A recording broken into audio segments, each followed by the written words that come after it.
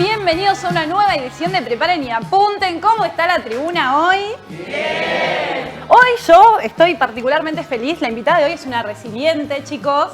Quiero que lo sepan, es una luchadora y es alguien como nosotros. Así que yo le pido un fuerte, pero fuerte aplauso y de pie a Mayra Arenas.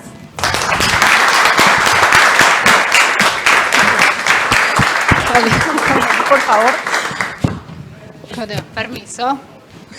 Hola Mayra, ¿cómo estás? ¿Cómo están? ¿Qué tal? Muy contenta de estar acá, de ver tanta juventud sobre todo. Sí, que están todos expectantes para, todos la conocen, ¿o no? Sí. ¿Quién no la conoce a Mayra? Que es como recién decía, sos una resiliente, una luchadora. Y para mí es un orgullo tenerte hoy acá y que puedas vos transmitirle a los chicos tus experiencias. Bueno, después si querés hablamos de la palabra resiliencia, porque yo entiendo que me la dicen desde el amor y entiendo que es totalmente legítima y que la usamos desde la buena leche. Sí. Pero es una de esas palabras con las que tenemos que tener cuidado porque la derecha te dice, ay, qué hermosa es la resiliencia. Entonces hay que dejar a la gente que se banque la que venga y los que salen son los resilientes, ¿viste? Entonces la descartamos. Es como un test de calidad humana, ¿viste? Te toca sí, la lo llevan que para te la toca. meritocracia. Claro, te toca lo que te toca y si sos resiliente podés salir. Obviamente sé, cuando tengo un detector de cuando me lo dicen con buena leche y de cuando me lo dicen desde el mérito. Entonces son esos conceptos con los que me manejo. Me voy a quedar con eso, la voy a relacionar con meritocracia y ya está, la descartamos. ¿Por dónde quieren empezar, chicos? ¿Por acá? Hola Mayra, mi nombre es Natalia, soy militante de la Juventud de Grande Libertad. Mi pregunta para vos es, hace unos días nos despertamos con una noticia, la verdad, de un menor, ¿no? Que estos días está teniendo mucho revuelo. Asesinado en manos, digamos, de quienes son sus madres, en este momento, su madre, su madrastra. Sí. Todavía seguimos esperando la aparición con vida de Guadalupe, una chica que está desaparecida, una menor de edad. ¿Qué políticas crees que hacen falta en nuestro país para poder seguir garantizando los derechos de la niñez? Bueno, es uno de mis temas favoritos, la niñez. Es uno de los temas que más me importa y creo que la política tiene que empezar a ser honesta y a reconocer que es uno de los temas más descuidados. Los niños no se pueden quejar mucho más que en sus casas, entonces no tienen formas de manifestarse, no tienen forma de reclamar organizadamente, y las que ven más o menos todo el quilombo que está pasando con la niñez son las maestras, los docentes. Algunos hacen muchísimo, intentan hacer lo que pueden dentro de todas las limitaciones que tienen y otros harán menos, como en todos los trabajos del mundo. El tema del crimen del nene es una de esas cosas que a mí me pega tanto que medio, ¿viste cuando no querés mirar de lleno? Sí. Que lo relojeás nomás el caso, pero igualmente por esa cosa que tiene el ser humano de que busca sufrir, obviamente lees y te cruzas con las noticias y te informás. A mí lo que no me gustó fue... digamos, desde sectores, si vamos a hablar de política, porque venimos a hablar de política, desde ciertos sectores, compañeros y politizados e informados, a mí no me gusta la comodidad de echarle la culpa al patriarcado por todo. Es cómodo, está buenísimo, porque el patriarcado es responsable, es como cuando los trojos te dicen el Estado es responsable. Es tan fácil... Es tan fácil tener un único responsable de todos los males que te ocurren que me parece que tenés que ser un poquito más serio y un poquito más complejo y saber que las cosas no siempre son de ese único culpable en el que uno deposita su fe y su contrafe.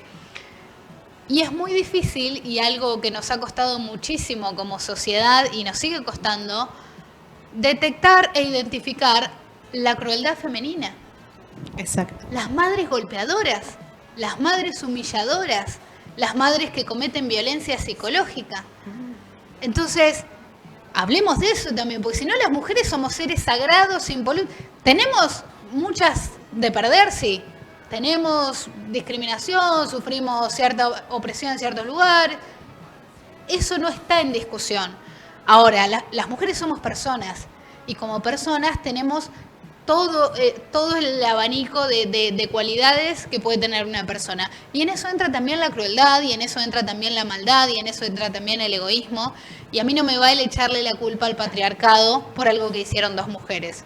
Sí, si querés, hablemos de cómo los jueces siempre le creen a la madre y le dejan el pibe a la madre, o los pibes a la madre, y los padres muchas veces reclaman, no tienen acceso a los hijos. Todo eso sí es una visión que podemos decir que es machista. Ahora, acá hay un crimen que cometieron dos mujeres. Y la crueldad de un adulto, sea mujer o sea hombre, de pegarle a un niño, para mí está fuera de... Es atroz. Está fuera de cualquier decir, bueno, es el patriarcado, es la opresión, es lo que sea. Porque mientras más diferencia haya entre el que comete el acto violento y el que lo recibe, más nos tiene que preocupar y más fuerte tiene que ser el castigo social y penal. Por ejemplo, no es lo mismo cuando comete una persona violencia contra otra que cuando lo comete el Estado, porque el Estado es mucho más fuerte. O como no es lo mismo que dos tipos se agarren a trompadas, a que un tipo agarre a trompadas a una mujer. Obviamente, es una locura. Bueno, una mujer adulta o un hombre adulto agarrando a trompadas a un niño es una vulneración de derechos absoluta, y los niños no tienen a quién llorarle. O sea, le lloran a sus madres y buscan el cariño de sus madres, que son los mismos que lo golpean, y en el caso de los padres pasa lo mismo, cuando hay abusos pasa lo mismo, sentarse en la mesa con la persona que te golpea, que te humilla o que te abusa, es lo que vive la infancia. Por eso es urgente que se empiece a tener una escuela doble turno, completa, con docentes capacitados, bien pagos, con equipos. Sí, también los equipos de protección de derechos de los niños en las infancias y en los jóvenes. Sí, que tengan herramientas, porque podés armar equipos, podés fomentar la carrera de trabajo social, podés hacer todo eso, pero si después a esos que están ahí en los barrios, que están ahí, ¿qué les importa? La realidad es que hay que armar un conjunto de articulación con lo que son los trabajadores sociales, los programas de protección, los programas de salud mental, los programas de salud, no solo eso, educación. Te sumo, y también de los ministerios. A gran escala, Sí. Vos te juntás con un ministro, le hablas de una problemática y resulta que puede tener injerencia en un tema, pero hasta cierta parte, Claro. porque eso ya le toca a otro tema. Mucha Entonces, burocracia. hay una burocracia que te divide el poder. Entonces, hay un montón de oficinitas, un montón que se van creando cada vez más específicas, y lo que termina pasando es que a ninguno le corresponde nada, porque todo le corresponde a otro. Y me parece que el Estado se tiene que armar en serio para empezar a solucionar los problemas, porque está aumentando la pobreza desde hace 6 años constantemente en la Argentina. Pasó el macrismo, pasó la pandemia, no estamos pudiendo lograr que se note. Vieron que se habla de que hay un repunte en la economía macro, pero no se está notando en lo micro, y no nos vamos a hacer los boludos con eso. Entonces hay una crisis espantosa, y las crisis espantosas lo que hacen es acentuar estos tipos de problemas. Las violencias intrafamiliares se aumentan Claro. con la pobreza. Estuvo muy bueno eso que decís, digamos que las escuelas también actúan como ese filtro, ¿no? Si bien la educación es algo fundamental, muchas veces los lugares de escolarización actúan como ese centro de contención para las familias y los niños, y muchos de los problemas de las niñez salen a la luz por parte de lo que es educación, ¿no? Así que plantear primeramente que la educación, las escuelas son el centro número 1 donde pasan por lo general todos los problemas de las familias y de la niñez. Por eso es tan importante que todos los chicos que se alejaron de la escuela vuelvan como sea, porque la escuela es ese único lugar en donde el Estado puede ver a los niños. Claro, El es Estado no eso. puede ir casa por casa viendo cómo están esos niños. No, los niños son entregados 4 u 8 horas al Estado, y no hay manera de que un niño le pueda mentir a la maestra. Le puede mentir verbalmente, pero Sí. un niño que está golpeado se nota, un niño que tiene hambre se nota, un niño que no viene bañado de la casa se nota. Entonces, no hay manera de que la escuela no funcione como filtro si tenés gente dispuesta a trabajar y a ver la realidad. Pero tienen que estar las escuelas preparadas, con herramientas, con presupuesto, con todo, y tienen que estar los chicos en la escuela. Muchas gracias. Por allá, chicos. Hola, yo soy Hola. Claudio del MPP y quería preguntarte qué fue lo que te incentivó a militar. Eh,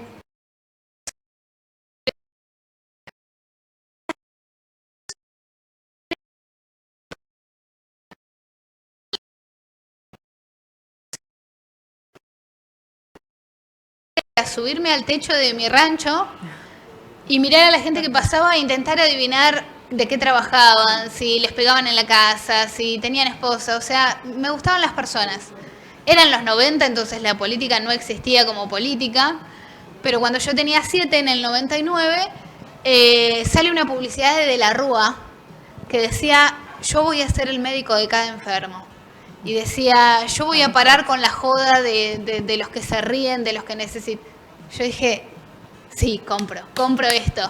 Y ahí dije, bueno, la política es la que se ocupa de esas cosas. Y como yo no tenía cable, miraba los noticiosos todo el tiempo, miraba Pergolini, miraba Susana Jiménez, o sea, crecí con esa televisión. Entonces me hiperpoliticé desde muy chica. Obviamente después, cuando estudias un poco la política y venís de donde vengo yo, medio que no te queda otra que hacerte peronista. O sos o te haces o jugás a perder siempre y a ser ajeno siempre. Pero fue por De la Rúa. Paradójico. Fue por De la Rúa, estamos a 20 años, estamos casi en el aniversario de lo que fue el 2001, que fue terrible. Estamos justo ahora, faltan 2 días. Ayer te estaba escuchando, a veces yo trato de cada vez que va a venir alguien leer sobre la persona, escucharte, igual ya te había escuchado, y vos hablabas en una de las charlas que estabas dando, decías como que está bueno y que celebrás que como sociedad nos escandalizamos con estas cuestiones de los colectivos, y por qué no nos escandalizamos de la misma manera cuando vemos a un pibe pobre, a alguien que está durmiendo en la calle. Y a mí me gustaría que vos le transmitas eso a los chicos. ¿Y por qué te lo voy a decir puntualmente? Porque yo veo que es una juventud que está muy bien, ¿no? Muy con el tema de los colectivos y que hay que respetar a la mujer, sí. y estoy de acuerdo, pero creo que también me gustaría que hagan más foco en lo que es el hambre. Porque esos son derechos civiles e individuales, y Argentina es vanguardia en esos temas siempre, y no vanguardia de Latinoamérica, vanguardia mundial. Sí. Hay muchos países de Europa Occidental que todavía no tienen matrimonio igualitario, y nosotros lo tenemos hace más de 10 años. Y es buenísimo. Y aparte está completamente aceptado, digamos, ya está mal visto el que discrimina, ya Tal está. cual. Entonces logramos eso, ya está, hay como una hegemonía en ese sentido. Pero no hay derechos individuales y libertades civiles si no hay justicia social. Si hay hambre y si hay miseria en el pueblo, la persona que nace en la pobreza no puede ejercer su derecho de quizás cambiarse de nombre o cambiarse de identidad sexual o ejercer su sexualidad. Está ocupada lidiando con los problemas de necesidades básicas. Entonces me parece que tener un piso más elevado que el resto de los países vecinos fue algo que siempre tuvimos, que estamos perdiendo y lo tenemos que recuperar urgentemente. Argentina tiene un potencial que es muy superior al de sus países vecinos, tanto por sus tierras, tanto por su territorio, por su espacio, por la industria que tiene hoy en este momento en ocio y por el potencial de industria que puede llegar a tener si se beneficiara de una vez la industria y se la apoyara. Entonces me parece que tenemos que recuperar esas banderas principales. Y las otras se van acomodando porque son parte de esa esencia argentina de llevarnos bien y de recibir al extranjero, de recibir al inmigrante, de recibir al diferente. Tal cual. Muchísimas gracias por acá, chicos.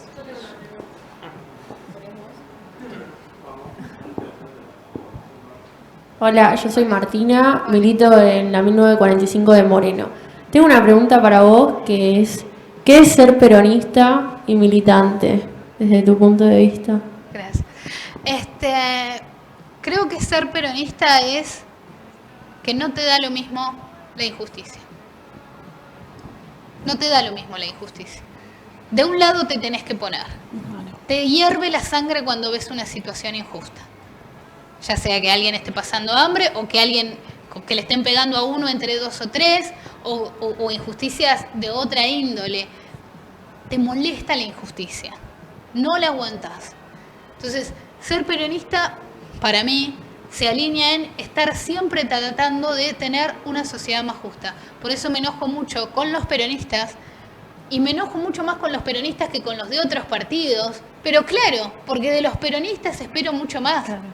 De los peronistas espero que trabajen en pos de una justicia social, de los peronistas espero que se muevan en pos de una sociedad más justa, más moderna, más íntegra, más desarrollada, más educada.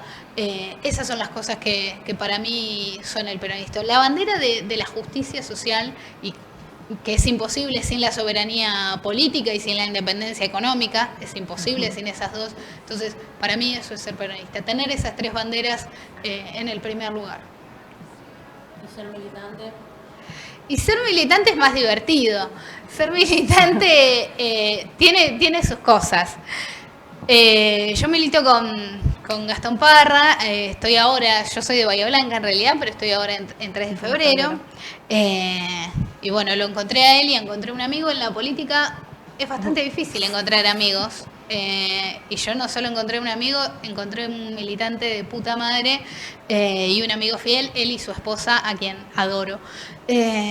Entonces, ser militante para mí implica varias cosas, varias responsabilidades. Si querés te tiro 5 o 3, pero para mí implica estar en contacto con la gente, con el vecino, con el necesitado, o sea, no perder nunca el contacto con la realidad. Cuando hay un militante que ya trabaja con la dirigencia, está todo bien, cumple ahora otro rol, pero ya pierde una de las cualidades de ser militante, que es tener ese olfato y esa oreja pegada en el asfalto de lo que está pasando, en la calle y en la vida real. Entonces, el contacto cuerpo a cuerpo es una de las cosas más importantes. Estar preparado políticamente y instruirse políticamente, saber de historia argentina, porque la historia argentina que nos dan en la escuela es la historia mitrista y tenemos que saber en qué cosas omitieron todos los avances que tuvo el peronismo o el derrotero económico que fue la dictadura, que no solamente fue políticamente un esquema nefasto, sino que además económicamente nos hizo bolsa, lo que fueron los 90, qué rol tuvo el PJ ahí y qué pasó ahí, por qué se rompieron tantas banderas que se habían construido con tanto sacrificio. Entonces, primero el contacto cuerpo a cuerpo, segundo, estar instruido y tener conocimientos políticos. Y tercero, me parece que no perder tampoco el contacto con la dirigencia y el contacto honesto. Y esta es una de las partes más importantes. Porque si yo estoy cuerpo a cuerpo con la gente, pero cada vez que me reúno con la dirigencia, les digo todo lo que quieren escuchar o les digo que tienen razón en todo lo que me dicen, el dirigente no se entera nunca de lo que está pasando en la calle y de eso lo tengo que informar yo.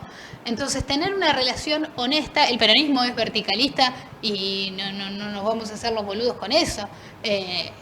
Tenemos armada esa estructura que ha funcionado y hemos logrado que funcione, y por algo el peronismo sigue fuerte después de la cantidad de años que lleva siendo proscripto, siendo perseguido, siendo encanado, siendo perseguido por los medios, etcétera. Pero me parece que tener una honestidad con el dirigente, con la persona para la que militamos incluso, me parece que tiene que completar ese combo de estar instruido y estar en contacto con el cuerpo a cuerpo, pero además informarle a alguien las cosas que están pasando, para que pueda gestionar y para que pueda estar al tanto de cómo está la realidad. Bueno, Mayra, nos vamos nosotros a un pequeño corte, te dejamos descansar, tomar agua y enseguida volvemos.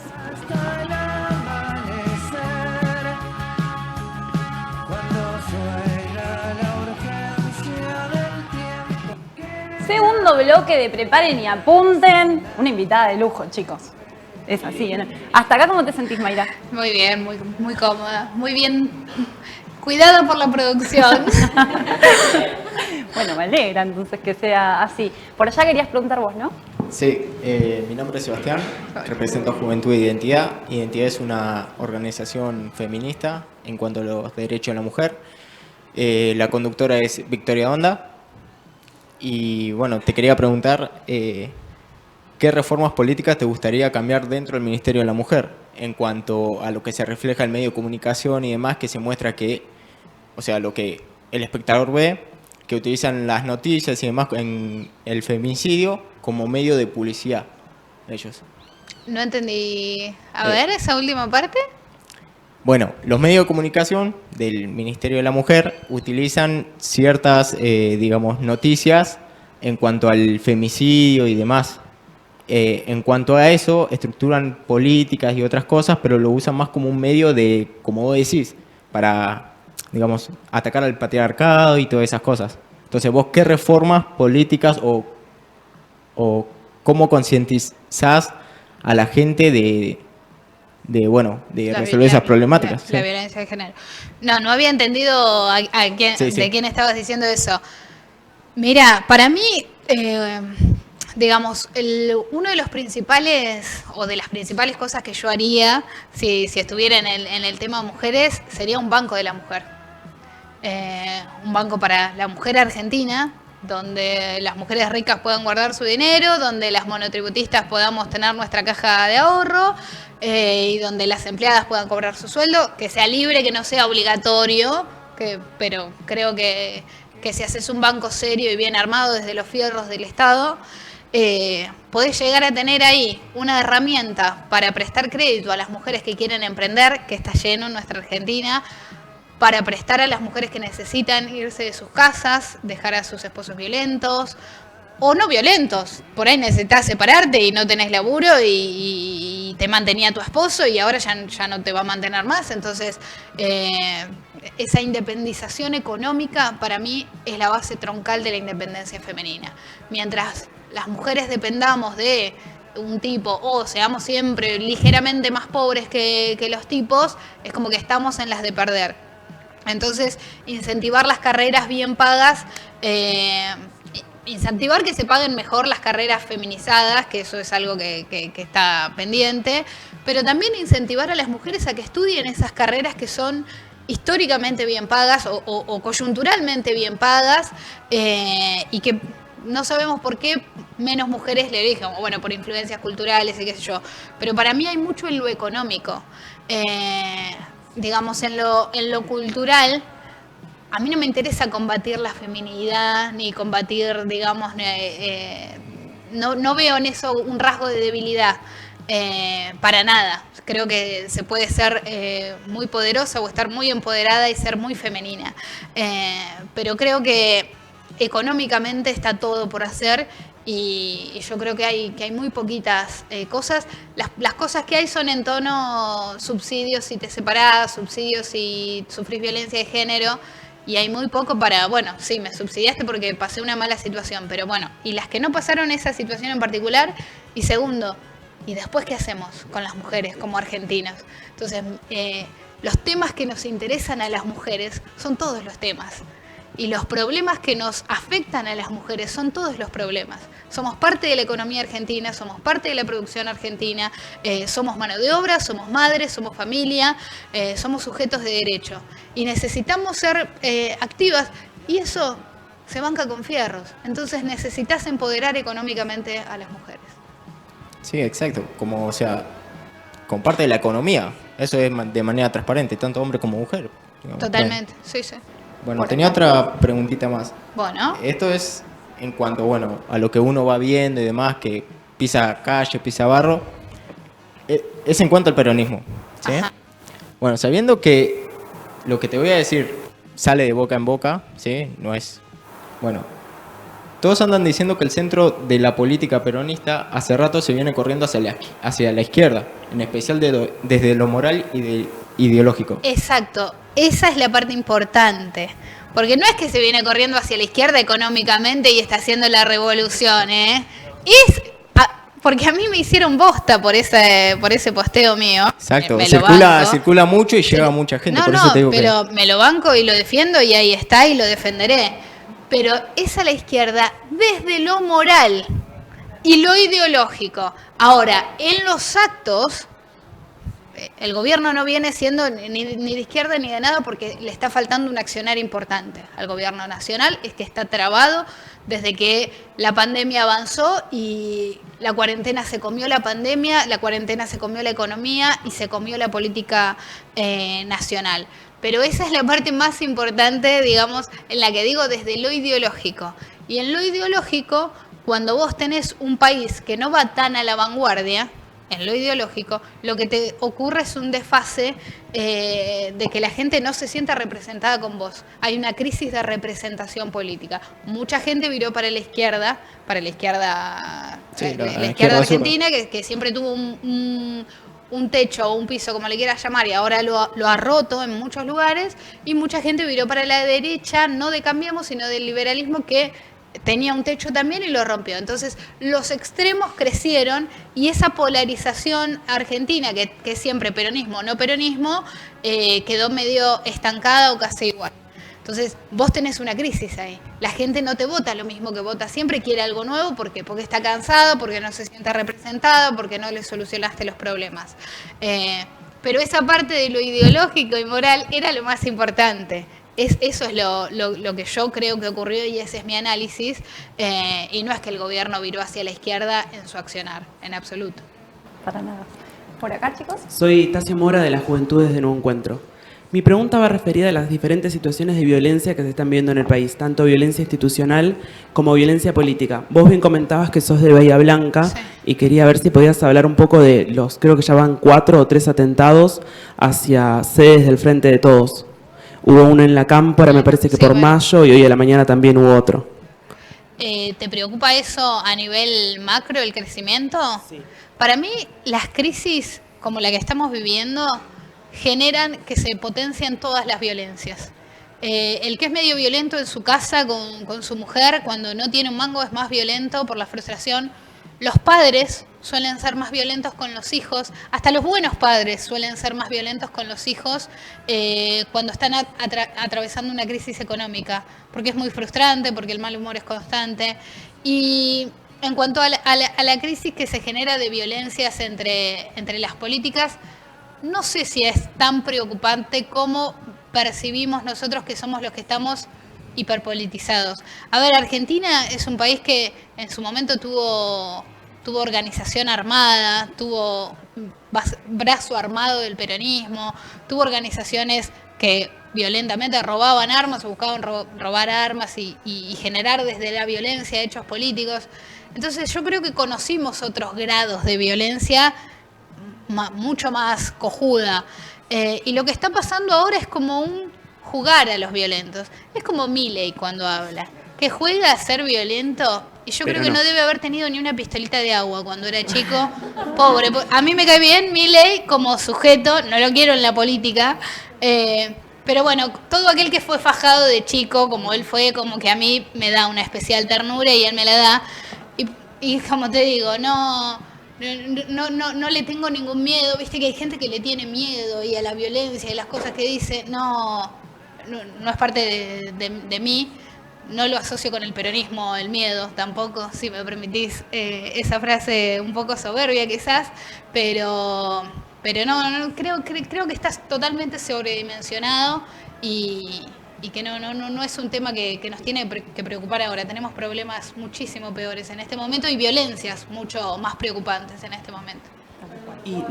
Y siguiendo en hilo con lo de la violencia institucional, hace creo que un mes o 2 semanas estuvo el caso de Lucas, un pibe que mató a la policía, que ya son bastantes que venimos teniendo este año. Si querías hablar sobre el tema también, me parece que serviría un montón.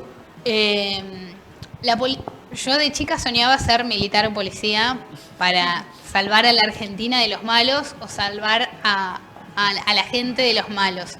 Crecí en un contexto muy violento y cada vez que venía la policía, mal que mal, es como que todo se calmaba.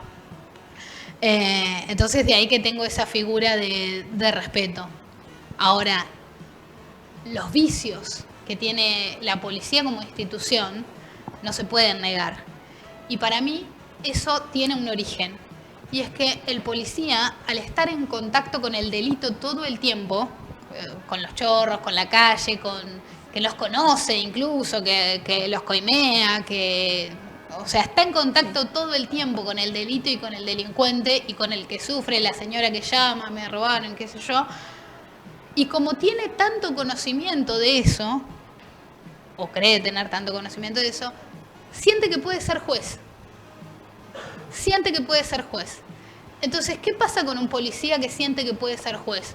Bueno, él siente que puede determinar quién va en cana, a quién le hace los papeles, como dicen ellos, y quién no, quién queda libre, a cambio de sacarle lo que tenía, que eso después obviamente no se blanquea, entonces se lo queda el policía.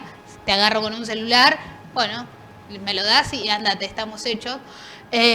Todos esos curritos que tiene una parte de la policía, no podemos meter a todos los policías en la misma bolsa, pero hay una parte importante de la policía que lo hace. Entonces el policía se siente que puede ser juez, y como siente que puede ser juez, cuando está en un caso que él siente que puede aplicar la pena de muerte o que puede aplicar la violencia extrema, que es pegar un tiro, la aplica. Y eso es una locura. Digamos, no podemos tener policías que se sienten jueces. Policías son policías y están para otra cosa y tienen otras funciones. Entonces creo que es un tema de un vicio viejo que tiene la policía, porque incluso no solo conocen al delito por convivir todo el día, los policías en general vienen del mismo barrio que nosotros. No hay mucha gente de clases medias altas que se incline a la policía. Ahora, el policía es pobre, digamos, o viene de origen pobre, y todos sabemos también que la policía es un trabajo en el que a los 9 meses estás cobrando, estás en blanco, podés sacar crédito donde quieras y tenés el sueldo fijo y asegurado. Entonces, es el sueño del pibe también tener acceso a todos esos beneficios. Y lo que ocurre es que conocen de toda la vida de los chorros, porque si vienen del mismo barrio, conocen de toda la vida, y eso les da todavía más sensación de que pueden ser jueces, porque los tienen calados, porque los conocen bien. Entonces sienten que pueden determinar quién va preso, quién no, quién queda libre enseguida, quién pasa una noche en la comisaría, quién es cagado a palos y quién no, y quién recibe una bala y quién no. Eso es lo más urgente a resolver en la policía. Más urgente que todo lo otro, que son vicios que también tiene la coima, la presión, todos esos están ahí. Pero el más urgente es el de por qué el policía se siente juez ante un sujeto, y todos sabemos también ante qué sujetos. El pibe, la pilcha te define, o sea, el pibe villero promedio, o que tiene pinta de esa vestimenta, aunque no sea villero, aunque no viva. Todas esas cosas que le hacen creer a la policía que si alguien es delincuente pueden decidir, para mí son las urgentes. Por acá vos Hola, querés decir algo, ¿querés agregar acá. algo? Hola Mayra, mi nombre es Camilo Paz. Te quería hacer una pregunta relacionada con la deuda del Fondo Monetario Internacional, teniendo en cuenta que en 2020 se sancionó como una ley en donde toda negociación o propuesta o acuerdos del gobierno con el fondo pase por el Congreso. ¿Cómo lo ves a eso con las nuevas medidas o las nuevas negociaciones que te quieren llevar a cabo? Y cómo ves la unidad del peronismo de cara a las elecciones de 2023. Para mí es lo más importante en este momento para el gobierno nacional, cómo va a encarar esa deuda, si va a poder conseguir alguna quita o si va a poder conseguir alguna prórroga, porque creo que lo mejor que nos podría pasar es que se nos dé unos años para empezar a pagar, y que en esos años podamos crecer. Porque el tema es que tenemos una deuda grande, pero una economía completamente chiquitita, que viene achicándose constantemente.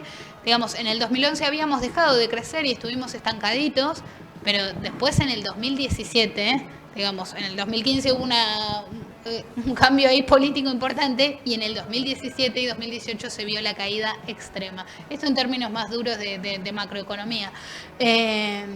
Entonces me parece que si nos dieran la posibilidad de crecer un poquito, o sea, de sacar la cabeza de abajo del agua para poder empezar a pagar, porque la deuda que tenemos los números que tenemos son realmente desorbitantes. Sí, pero desorbitantes. O sea, es como que decís, ¿qué tenemos que vender para pagar eso? Es realmente impagable. ¿Y qué tenemos que producir? Y asumir esto como argentinos y educar nosotros como militantes a los argentinos. Durante años, cada dólar que se produzca en la Argentina va a ir a pagar la deuda que generó el gobierno de Mauricio Macri. Cada dólar que se produzca en la Argentina va a ir a pagar esa deuda. Entonces, me parece que tenemos que concientizarnos de lo mal que estamos en ese lugar, y de lo importante que es que se llegue a un acuerdo, apoyar a quien sea. Hoy es Guzmán el que está negociando, y al que sea que vaya a negociar, digamos, tratar de que consiga el mejor acuerdo posible, que insisto, para mí lo mejor sería que nos den fiado un tiempito más, que nos den un changüí, para poder crecer un poquito, porque con la economía chiquita que tenemos en este momento, con la industria parada, con todo el dólar, el peso, no tenemos poder adquisitivo en los salarios, entonces la gente no tiene capacidad de consumo. Tenemos todas las variables desacomodadas. Así que ojalá que se pueda conseguir una buena Perdón. La otra pregunta era en relación a la unidad del peronismo. Sí. ¿Cómo lo ves y cuál crees que sería el candidato o candidata que pueda estar en 2023 o cuál es la agenda o la prioridad que debe tener para poder ganar la mayoría de los votos? Para hablar de 2023 es muy pronto porque lo que va a ser el 2022 creo que no queremos ni mirar. Y ni te digo octubre, diciembre de 2022, te digo marzo del 2022, febrero, marzo, abril. Me preocupa esa época, cómo la vamos a pasar social y económicamente. Y el peronismo siempre tiene que estar unido. Yo no soy, digamos, no tengo a nivel de las alas grandes del peronismo, no tengo con quién quizás alinearme, pero eso nunca va a significar que me llame la atención una decisión del peronismo o una división. Todas esas cosas creo que nos debilitan delante del poder real y frente al poder real. Entonces, pelear siempre, yo soy recontra peleadora, se habrán dado cuenta, pero siempre por adentro, siempre por adentro. Por eso es tan importante que en 2023 no se vapuleen internas como sí se vapulearon un montón en estas elecciones. Y que de verdad se apoyen, que haya internas genuinas y que gane el que consigue la representación y el que consigue la mayoría de los votos. Pero siempre unidos, siempre unidos, siempre. Por allá, chicos. Hola, ¿cómo estás? Buenas Hola. tardes. Mi nombre es Martina, soy de la 1945, soy de Moreno. Y mi pregunta es, ¿qué le dirías a ese joven que está descreído de la política, que no confía en nadie, porque lo primero que pide es inserción laboral? No sé si habrás visto, que si tenés redes sociales, que hay muchos memes que dicen que hay que tener 25 años de experiencia y un dinosaurio. ¿Qué le dirías a ese joven? Primero te digo a vos lo bien que haces en mencionar los memes. Hoy cultura, Soy muy memera. Hoy cultura es entender los memes. Soy fan de Bardo Salteño, no sé si los conocen, pero búsquenlo. Es como, digamos, para mí cada meme de esa página representa en esencia al quilombo social que sea que esté ocurriendo. Y me parece una herramienta muy poderosa para representar de la manera más muy simple. social. Es lo mejor. Y los mejores memes están en Facebook. Los mejores memes populares están en Facebook y por eso yo sigo en Facebook. Instagram, insípido, será muy estético, pero los memes posta están en Facebook. Al joven que está descreído lo recontraentiendo, porque una de las cosas más difíciles de la vida, primero que es la adolescencia y esa transición, que no sos niño, no sos adulto. Tus papás a veces te tratan como un niño, pero a veces te dicen que ya sos grande. La sociedad también, para algunas cosas sos chico, para otras no. Entonces es muy difícil esa edad en la que encima uno a nivel personal va descubriendo las grandes decepciones de la amistad, del amor y La búsqueda de todo identidad eso. también. La búsqueda de identidad, de qué querés hacer con tu vida, de si vas a estudiar o a trabajar. Todo eso es muy difícil y las políticas siempre de primer empleo suelen ser insuficientes. Suelen garantizar por ahí trabajos que no son un trabajo real, sino como de jugando, ¿viste? Esas cosas total son adolescentes, o total son jóvenes, o total es el primer empleo y te jodés, como si no fueras a trabajar igual que otro. Entonces me parece muy importante recuperar en ese sector porque el peronismo está perdiendo en ese sector, está perdiendo militancia joven. Y lo que es peor, está ganando militancia joven en un sector que históricamente era de los rancios, que históricamente era de los chotos. Entonces, si la juventud resignifica todos esos valores y los vuelve a hacer bandera, estamos en problemas, porque una de las esperanzas que teníamos con el macrismo era que vos mirabas los búnkers o los actos del macrismo Eran todos grandes, y era no toda había gente jóvenes. grande. Era como, bueno, el futuro acá no está, los jóvenes metidos con esto no están. Y creo que Cambiemos no logró mucho eso, pero sí lo ha logrado Milei, sí lo ha logrado el liberalismo. Al César lo que es del César. Entonces, me parece que hay que enamorar a los jóvenes y eso se logra con política. O sea, los discursos, yo le escribo los discursos a quien vos quieras, en el tono que vos quieras y hablando de lo que vos quieras. De hecho, creo que es uno de mis sueños, laburar de eso. Pero no es solo discursivo y estético. También tiene que ver con lo político. Si un pibe de 18 años, de 20 años, no encuentra laburo hace 2 años, ¿qué pasa? Hay gente que está buscando laburo hace más de 1 año, más de 2 años. Por eso decía la experiencia de 25 años y el dinosaurio. Ese gran problema de las empresas, a ver, yo banco las empresas, banco el capitalismo, no estoy muy a la izquierda, digamos, no tengo el sueño soviet, digamos, me gusta que la gente consuma. Me encanta ver gente con celulares de puta madre, con buena pilcha, yéndose de vacaciones a donde se le canta. Me encanta que la gente tenga. Yo no tuve muchos años y digamos, no me interesa el no tener. Me gusta que la gente tenga y que aspire a tener y que sueñe y que tenga ambiciones y proyectos. Dicho esto, las empresas a las que creo que hay que apoyar para que puedan generar más laburo, dar más trabajo, vender más y ganar más plata también los empresarios. Pero muchas veces estos requisitos imaginarios lo único que son es una forma de discriminar. Porque ¿qué diferencia hay entre una persona de 25 años y 18? Las dos tienen igual de inexperiencia o la experiencia que tienen no es muy relacionada con la empresa, igual le vas a tener que enseñar todo. Lo mismo ocurre con el secundario. Yo soy militante absoluta de la educación obligatoria y de que todo el mundo termine, incluso la gente que está presa.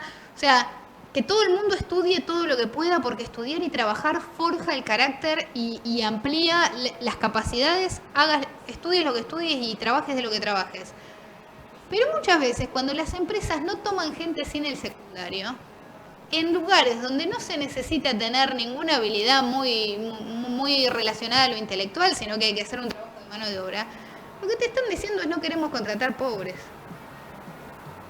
Te están diciendo que no quieren contratar pobres. Entonces, ¿qué te pido? Te pido el secundario y si tenés un terciario también te contrato. Aunque no tenga un carajo que ver con esto. Bueno, me quiero asegurar que sos más o menos de una clase más media, que no sos un pobre que dejó el secundario para ir a trabajar o para ir a cuidar a los hermanos. Me quiero asegurar eso.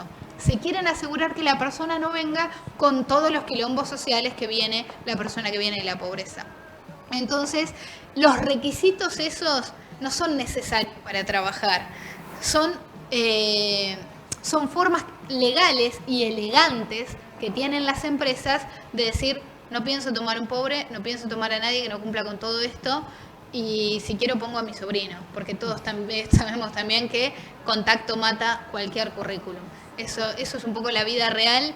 Digamos, políticamente estoy a favor de todo un montón de cosas, pero en la vida real lo que ocurre es simplemente eso. Mayra, y remitiéndonos recién, vos decías que el peronismo, el espacio del peronismo, pierde un poco la militancia joven. ¿No crees que es debido a la batalla cultural también? ¿A cuál batalla cultural? A la que te instalan los medios, el consumismo y parte ya también desde la educación y cómo entre nosotros mismos nos estigmatizamos. ¿No crees que tiene que ver con eso? Que los chicos compran una realidad que no es. Yo creo que los pibes ahora nacen con esto, ¿no? O crecen desde muy chicos con esto.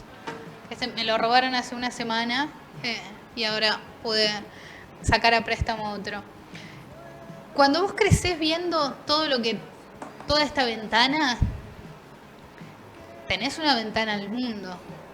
Y eso en muchas cosas te puede beneficiar, porque por ejemplo todos sabemos que los jóvenes, por ejemplo, son mucho más abiertos en el tema de identidad sexual. Ya no existe en los jóvenes, o hay muy poca homofobia entre los jóvenes, ni discriminación, es como que no pasa porque nacen con esto. Entonces desde que nacen ven que las personas se aman sin importar su sexo. Ahora también ven todo lo que se puede tener y todo lo que no tienen, y el ser humano siempre desea. Entonces para mí es muy importante que eduquemos en una cultura de la solidaridad, del desarrollo, no me gusta la palabra solidaridad, pero sí de la justicia social, de que no es ético que haya gente que pase hambre, de que no es ético que haya gente que pase necesidades básicas, de que no es ético que haya gente durmiendo en la calle, pero también tenés que saber que muchas sociedades que consiguieron cubrir todas esas necesidades, que consiguieron cubrir, digamos, la izquierda cuando fue gobierno, la izquierda en serio, y consiguió garantizar la comida y garantizar el techo y garantizar que y después los sistemas terminaron cayendo porque la gente lo que deseaba era que venga un McDonald's y deseaba consumir. El consumo es inevitable y el deseo de más, las ambiciones son inevitables. Y podés luchar contra eso o podés usarlo a tu favor. Podés luchar contra eso o podés usar... Y yo creo que el peronismo históricamente ha sido muy inteligente en usarlo a su favor. Porque siempre se ha incentivado el consumo interno, con salarios de los trabajadores, sí, con producción argentina, con fábricas argentinas, con empresarios que ganan plata que son argentinos. Entonces me parece que esas ambiciones que muchas veces se las puede poner en un lugar inmoral o se las puede poner en un lugar que no es el de solidario, yo no sé si me interesa luchar contra eso. Me interesa que eso sea funcional a la sociedad y que se desarrolle en una sociedad que se desarrolle, que es la esencia del peronismo. Entonces creo que los jóvenes... ¿No crees entonces que eso tenga que impacte contra los jóvenes y que los distancie? No, creo que impacta, sí, o sea, lo que vos decís es verídico, no es falso. Lo que sí creo es que, digamos, yo no pretendo en los jóvenes despertar el deseo de, mira, lo que importa es luchar contra el imperio y la justicia. No, pará, la gente quiere ser otras cosas. Los individuos son individuos y quieren tener sus sueños individuales y está bien. Y de hecho, acá vemos muchos militantes. A los militantes nos pasa lo opuesto. Sabemos mucho de militancia y tenemos muchas ambiciones colectivas, pero las ambiciones personales somos un cachivache. Ninguno de nosotros tiene un mango, toda la plata la gastamos en actividades. O sea, ocurre lo opuesto y cada uno sirve en su lugar para lo que sirve. Entonces yo no creo que los sueños individuales sean dañinos, porque no creo que lo individual sea necesariamente individualista. Creo que hay que apoyar a esos jóvenes que como siguen a Milei o que como siguen o se despolitizaron o no están en política, porque quieren tener plata y elegir un trabajo que les dé un mango y comprarse un auto y ponerse de novios y progresar. Y no me parece mal. No me parece que tengamos que estar hiperpolitizando ese sujeto. Creo que lo que tenemos que hacer como peronistas es devolverle las posibilidades de concretar esos sueños. Porque los sueños hay que financiarlos, ¿eh? Alguien los tiene que pagar. Entonces hay que trabajar para que eso sea posible en la Argentina sin demonizar a esos que tienen esos sueños que no son los mismos que los nuestros. Tal cual. Bueno, nos vamos a otro corte y enseguida volvemos.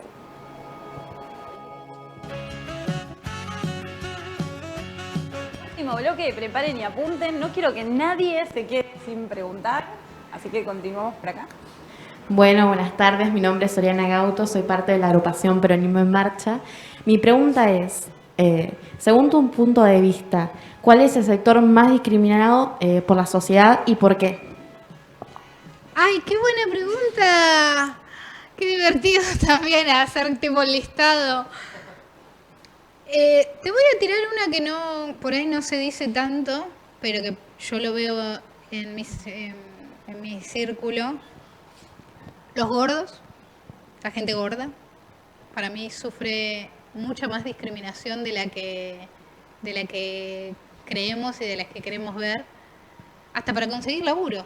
Si querés hablar de discriminación real y económica, y en la cotidianidad, en la vida, en lo que no nos perjudica económicamente, pero sí hace a lo personal y a lo espiritual, a la autoestima. Creo que el sobrepeso es tremendamente discriminado y Argentina, como que Argentina tiene unos parámetros estéticos que realmente son muy, muy exigentes. Y acá, ay, gracias producción.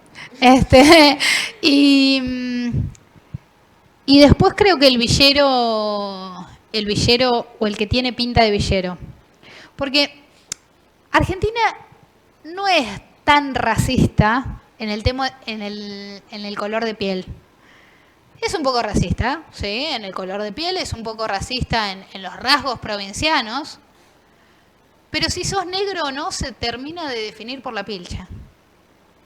Entonces, ser villero o no, o ser ese sujeto, se termina de definir con un conjunto de rasgos que son de la índole de indumentaria, o de lo que uno se hace en el pelo, lo que uno se hace en la ceja.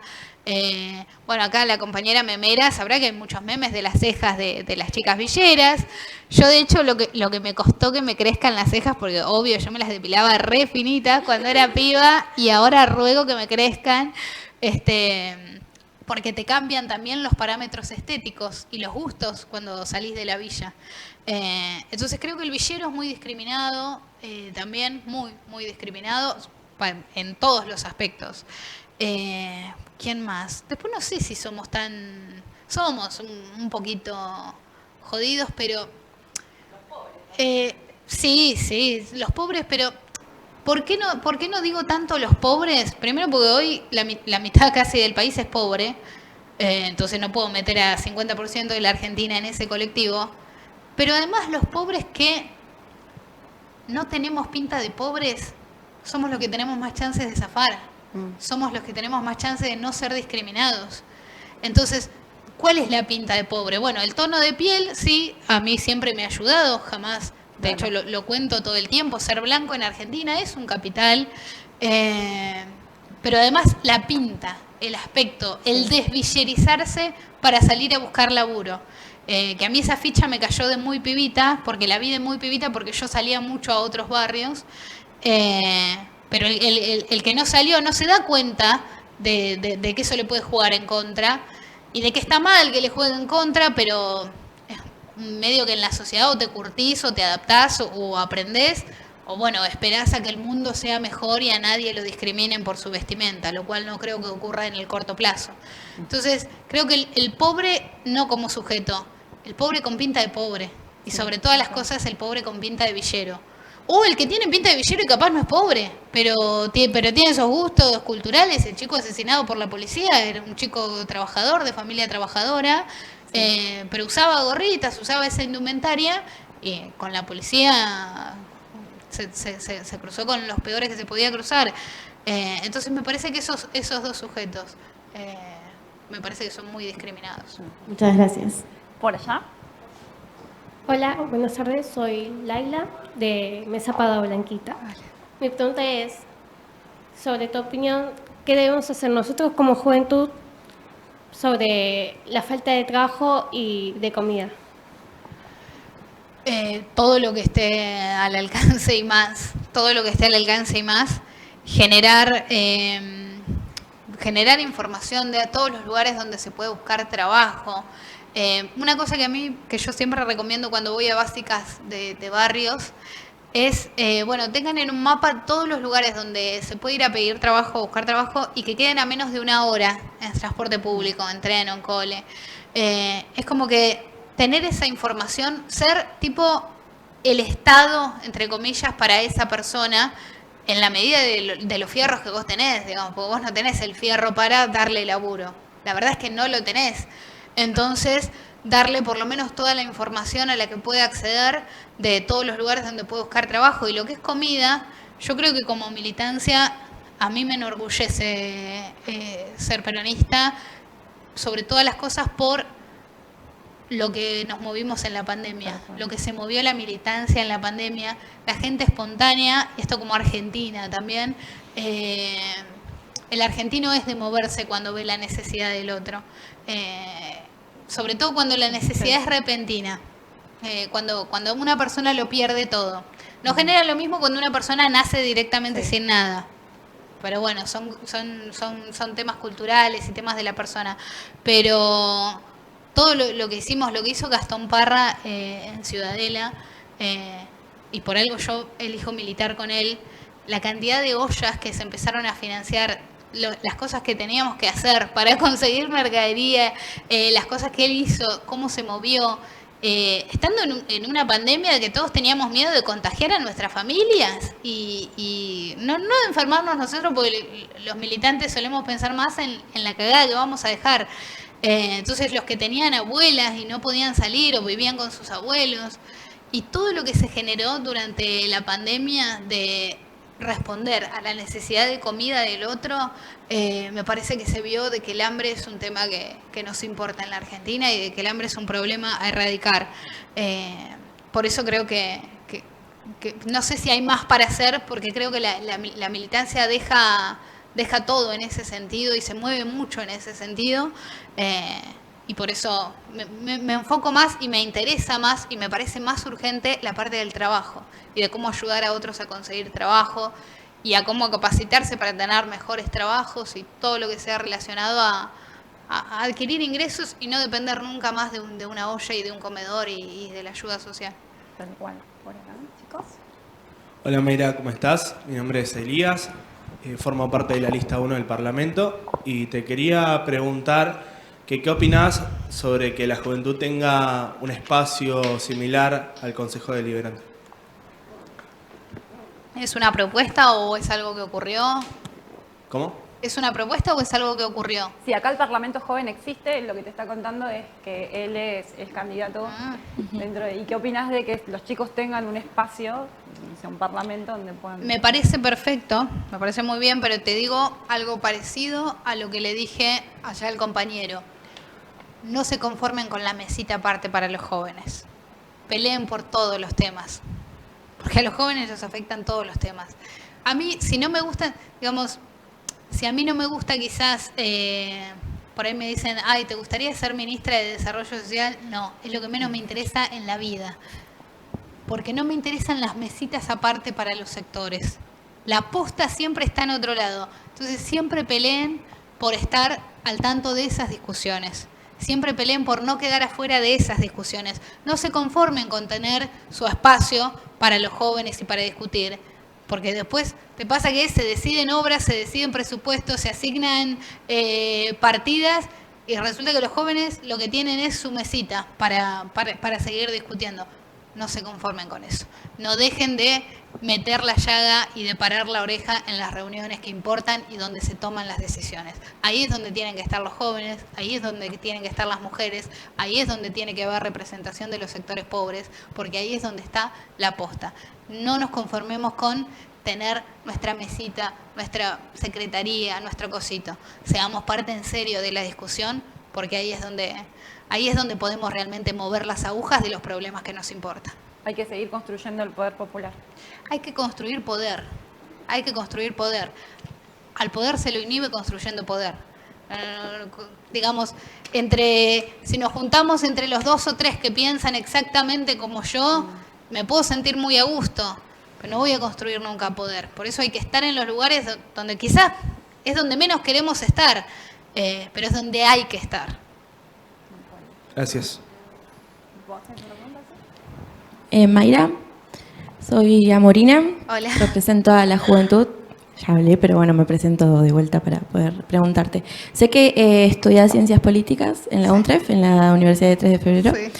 Y que es muy importante, como ya nombrabas en el anterior bloque, la educación. Sí. ¿Qué políticas de Estado crees que se tienen que implementar en la educación argentina? Todas, está todo por hacer, está todo roto. La educación está toda rota. Está rota. Tengo 3 hijos en la escuela pública. Está todo por hacer. Las escuelas, no solo en términos de infraestructura, en términos de clases, de días de clases, de horas de clase, en términos de currícula. Los chicos salen de la primaria sin saber leer y escribir. Y esto no lo digo yo, lo dicen los profesores de secundario que los reciben. Pero no solo eso, después llegan a la universidad y la secundaria no les sirvió para la universidad. En la universidad hay chicos que se creían brillantes en la secundaria y en la universidad se dan cuenta que no. Avanzó por la pandemia y por lo que es la pandemia terminó de romper, pero la educación viene descuidada hace décadas. Hace décadas. Viene descuidada en lo que se hizo en los 90 en Argentina con la educación. No lo había logrado ni la dictadura.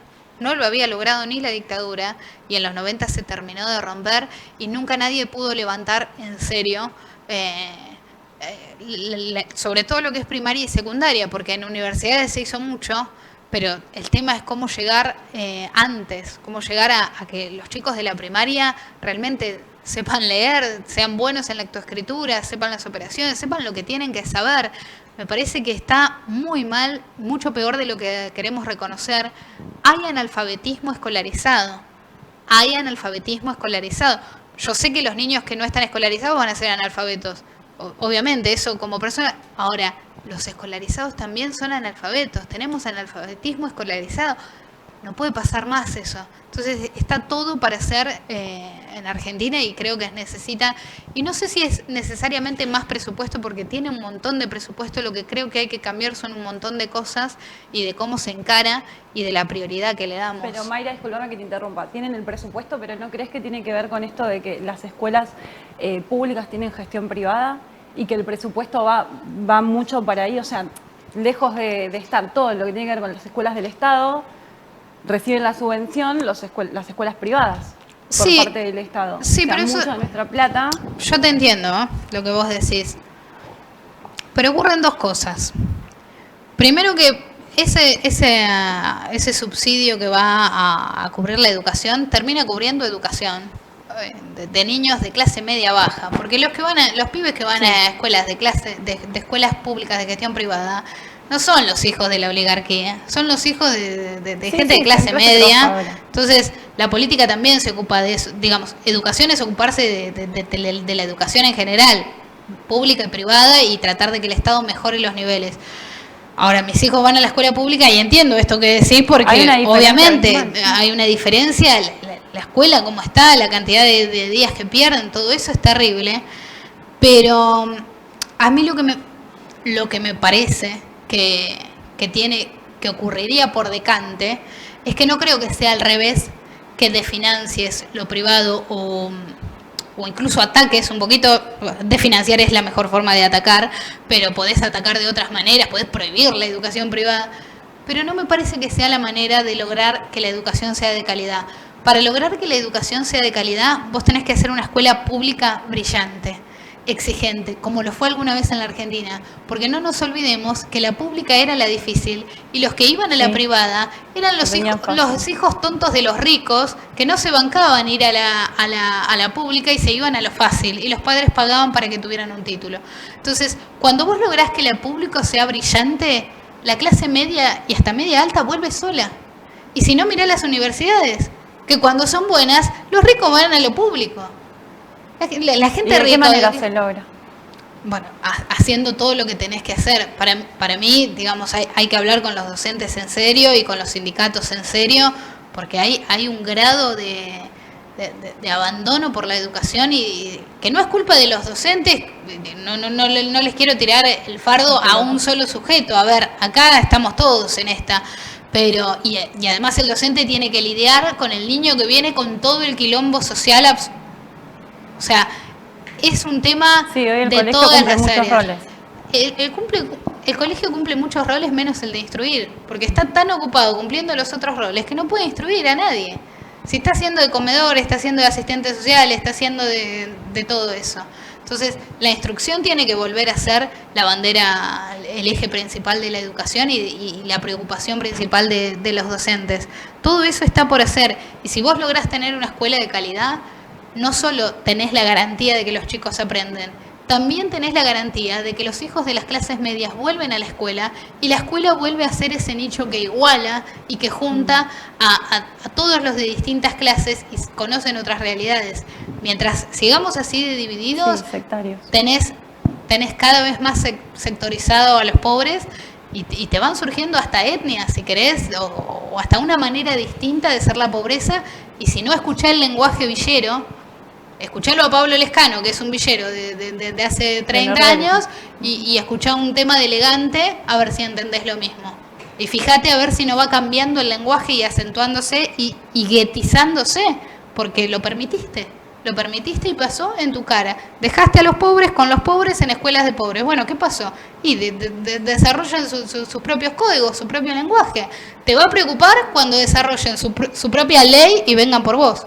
Ahí te va a preocupar. Hola, mi nombre es Débora Moreno, soy de Peronismo en Marcha. Mi pregunta es, ¿crees que la educación es una herramienta fundamental o transversal para erradicar la pobreza? Interesante, porque la respuesta fácil sería sí, claro, es la herramienta, pero minga, no. Sin las variables económicas, vos podés tener la mejor educación. Ahora, si tenés a padres sin trabajo, a pibes cagados de hambre, nadie va a aprender nada, los chicos ni siquiera van a ir a la escuela. Entonces, es una parte muy importante, pero no es la llave. No es la llave, porque sin tener las variables económicas necesarias para que el trabajador tenga un buen nivel de vida, mientras vos tengas a trabajadores que tienen que estar 16 horas fuera de la casa para poder pagar un alquiler y darle de comer a sus hijos, lo que vos tenés es niños en la calle todo el día. Y mientras vos tengas niños en la calle todo el día, la escuela no va a poder compensar toda esa falta. Entonces la escuela es una parte, pero sin solucionar todo el quilombo económico y social, la escuela no puede sola.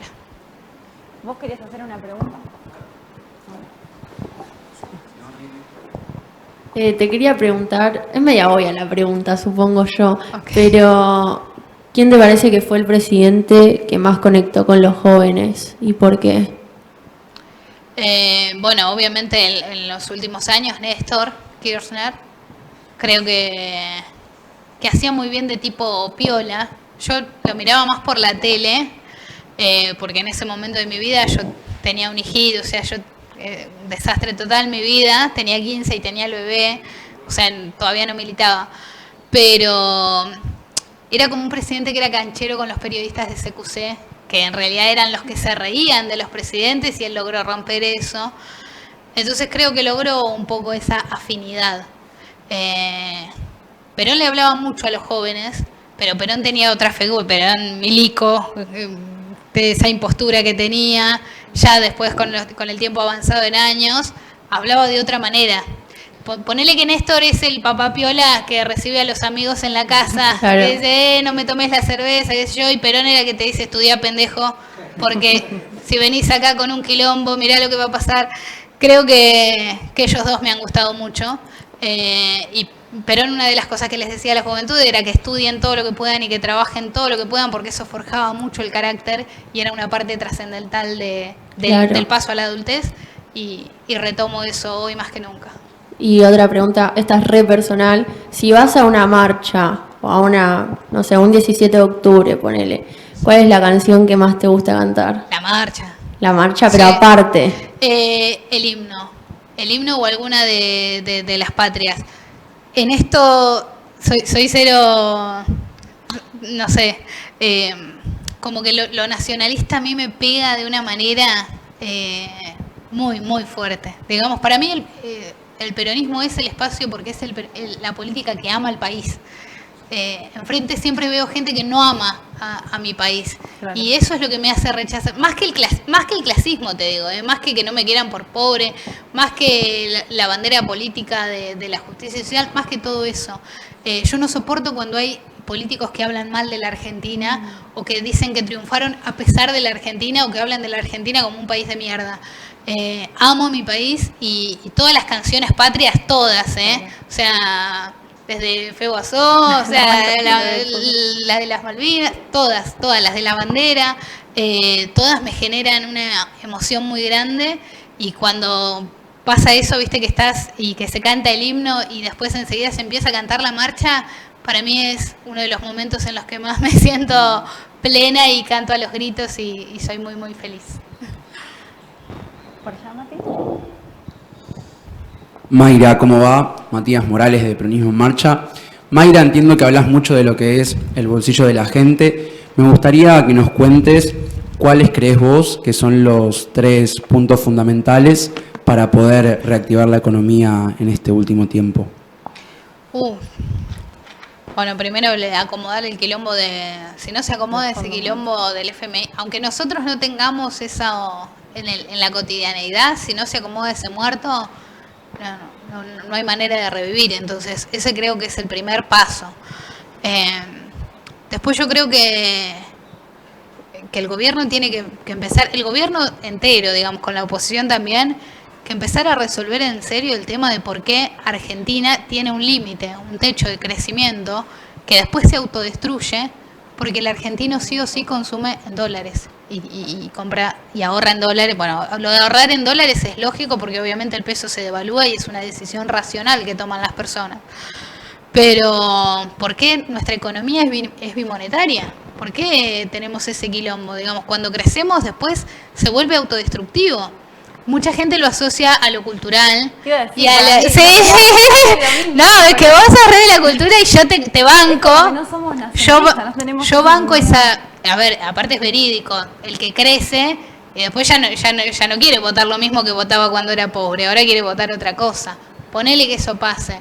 O ponele que ocurra esto de, bueno, basta de contención social, ahora quiero votar. Ponele que eso pase. Pero aunque no pasara, en las variables macroeconómicas, lo que ocurre es una triangulación. Y es que Argentina tiene un techo para crecer y después, no quiero que sea aburrida la charla, pero después lo que ocurre es que hay tanta demanda de dólares que el Banco Central se termina cíclico, quedándose. ¿no? Es un ciclo que nunca ningún gobierno pudo romper. ¿Y cómo vamos a romper con eso? Te la regalo, eso es otro de los temas superestructurales y que nos cuesta relacionarlos con la cotidianeidad. El famoso, ¿a mí en qué me afecta que aumente la nafta si yo no tengo auto? Bueno, aumenta absolutamente todo cuando aumenta la nafta. Me parece que, bueno, estoy muy capitalista y muy macroeconómica, así que te voy a tirar una de izquierda. Sí. Te voy a tirar una soviética. Tengo un único sueño soviético, o de muy de izquierda, que nada, lo digo en joda, pero bueno, soy muy de la macro, de la economía y de todo eso, banco el consumo como motor y qué sé yo, pero cada quien sangra por su herida, y creo que tenemos muchos ministerios y qué sé yo, no sé si es conveniente tener más ministerios con menos poder o menos con más poder, pero hay un ministerio que a mí me gustaría que exista, porque tenemos el de salud, tenemos el de educación, tenemos el de trabajo, pero no tenemos ministerio de la alimentación. Y una de las cosas que más se ve hoy en la Argentina, no solo es el hambre, sino lo que genera la mala nutrición en los niños y en las personas. La obesidad, las enfermedades, la dentadura, el desarrollo. Y lo mejor de este sueño soviético que yo tengo es que ese ministerio ya existe, porque es el Ministerio de Ganadería, Agricultura y Pesca.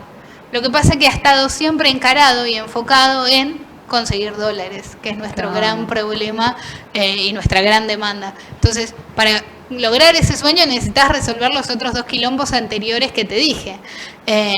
Pero a mí no es que me gustaría que comer sea repartido por el Estado ni esa cosa ultrasoviética, sino que me gustaría que exista un piso en el que nadie pase hambre y que exista que comer sea barato, que exista que comer bien sea una posibilidad para el trabajador más básico, el que más abajo está, que como trabaja puede por lo menos comer bien todo el mes.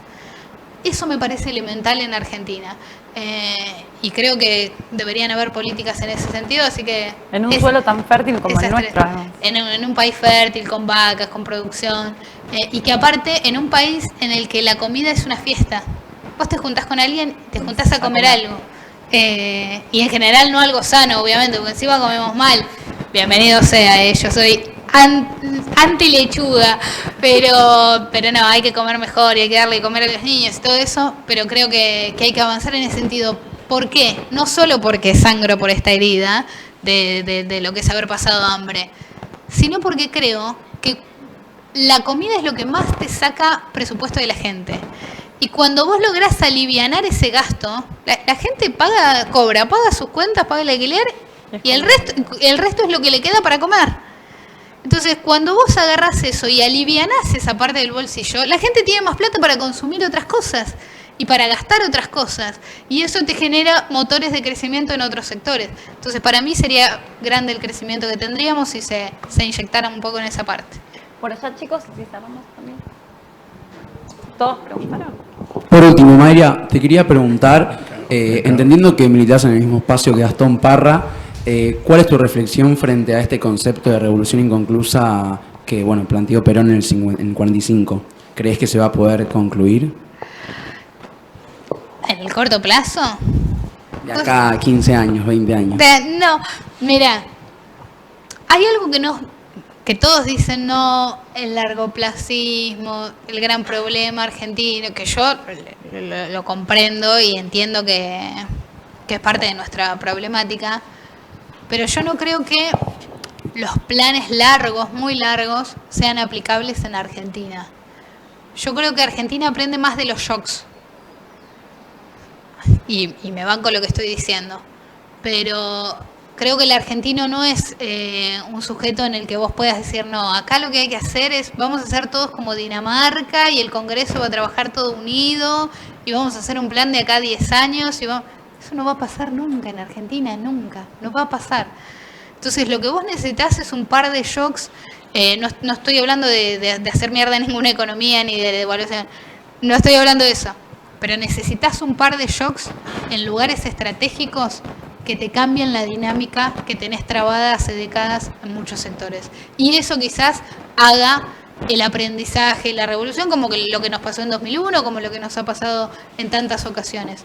Pero para mí es más algo eso, como que el argentino funciona de esa manera y para mí el que tenga las pelotas de hacerlo o los ovarios de hacerlo de esa manera, para mí es el que va a poder hacer cambios en serio en Argentina.